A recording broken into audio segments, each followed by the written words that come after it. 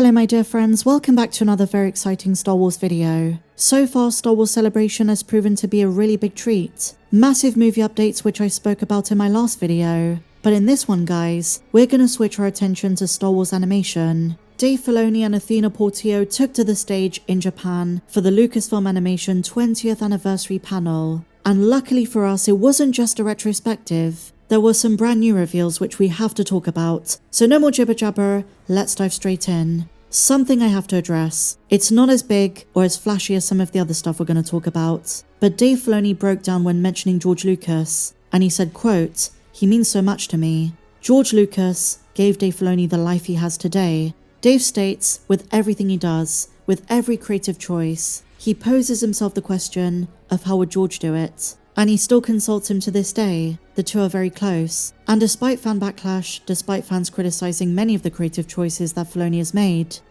I think he means it, and I think he's coming from a good place.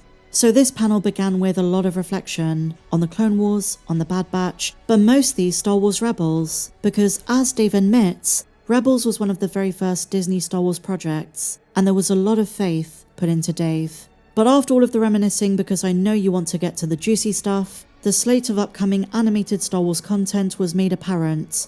As we know, Tales of the Underworld is coming on May the 4th, and the first episode was aired to the entire room. Big spoilers guys, if you don't know about this, it was the first Asajj episode. And according to everyone in the room, this episode explains how Asajj Ventress survived the novel Dark Disciple, before her appearance in the Bad Batch. And just like the book, there are two massive returning characters, Obi-Wan Kenobi and Quinlan Vos. There is presumably a lot of Dathomir stuff, and as I predicted in my trailer breakdown, the hidden path from the Kenobi show is referenced, and the role Quinlan Vos plays in it. This is really huge. The episode shows Asajj protecting and taking on the survivor of Order 66 as they escape a terrifying new Inquisitor. I can't wait to see it on Star Wars Day.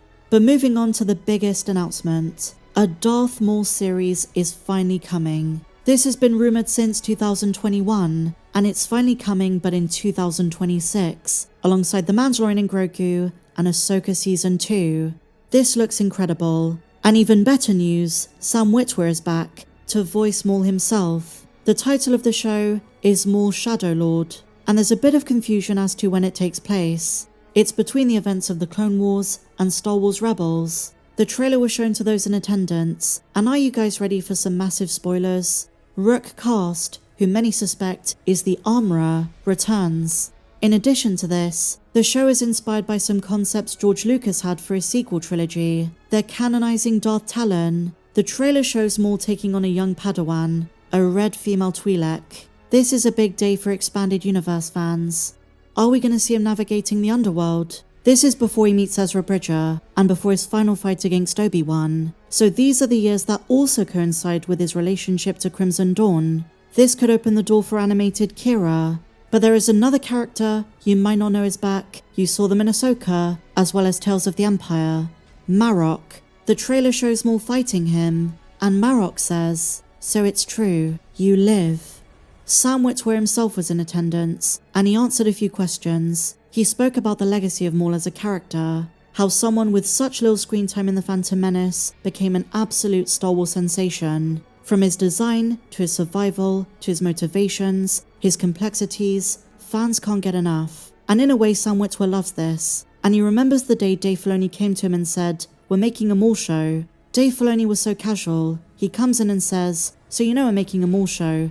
Well, blah blah blah blah blah." And all Sam Witwer was thinking was, hang on a minute, go back to the first thing you said. Did you just say you're making a Maul show? And apparently at first, Sam Witwer didn't know if he was back, because Dave Filoni was sharing information like it was a given, but Sam Witwer didn't know, so he was ecstatic to learn he was going to return for this role. Now over the years, there have been a few Mauls, those in live action, and Sam for the animated shows. But the way I see it, Sam Witwer is the one who redefined who the character was, making him a compelling villain, not just an awesome looking Sith, not just a silent menace with a cool lightsaber who was chopped in half. When Sam stepped in, Maul became tragic, theatrical, intelligent, and very deeply layered. Most fans seem to say they prefer Maul in the Clone Wars, but for me, it was Star Wars Rebels, because all of the aforementioned attributes were heightened. He was surviving on revenge. play with the attitude you have. I like the attitude of it all. Kenobi. He needed to get to Kenobi, to take everything from him. He went from a silent assassin to a vengeful survivor of betrayal, a cunning tactician, a tragic figure, forever defined by a destiny he couldn't escape. I seriously can't wait for this. And introducing Darth Talon into animation, well, that is very surprising. And it begs the question, where is she by the time of Rebels? We know how things turn out for Maul. The interesting thing is that we know the start point and the end point. So in a way, even though the themes are different, the format is different, you might say this show is to Rebels what Andor is to Rogue One, filling in the gaps. And like I said, it's going to be very big for Solo fans. The show begins with Maul, a year after his fight with Ahsoka in the Clone Wars' final season. He's building his crime syndicate, Crimson Dawn. You and I will be working much more closely from now on. I also just want to take a moment to appreciate and talk about the animation style. It's a bit different to the Clone Wars, different to the Bad Batch, and the Tales of Anthologies. The new style has more ragged edges, and the best glimpse fans got was of Maul's lightsaber. The blades looked so fiery. One of the most interesting elements is how Darth Maul meets Talon. He liberates her from captivity, so she's probably prone to the dark side. She has anger, frustration, and under Maul's tutelage, I think that's only going to be exacerbated. We see shots of gang wars, factions like the Pikes, chase sequences, new planets, and lightsaber fights. This is going to be amazing. Maul Shadow Lord releases in 2026. Something I was a bit surprised about is there is no news about a clone show. Nothing concerning Omega, nothing about a clone revolution with Echo and Rex, nothing like that. The Maul show is the main one Lucasfilm is focused on. That's not to say they're not in the works, but for the meantime, it's Tales of the Underworld this year, and next year the Maul series. So a couple more tidbits. Dave Filoni confirms there is going to be more Mortis and more World Between Worlds, but in Ahsoka, in live action. And he also showed an unfinished Clone Wars sequence where Boba Fett encounters Anakin.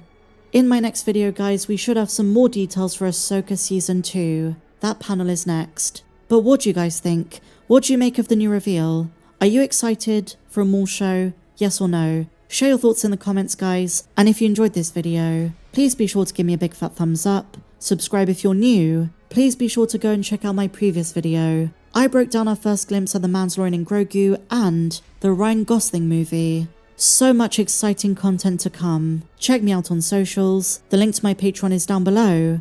And I'll see you in the next one. May the Force be with you, always.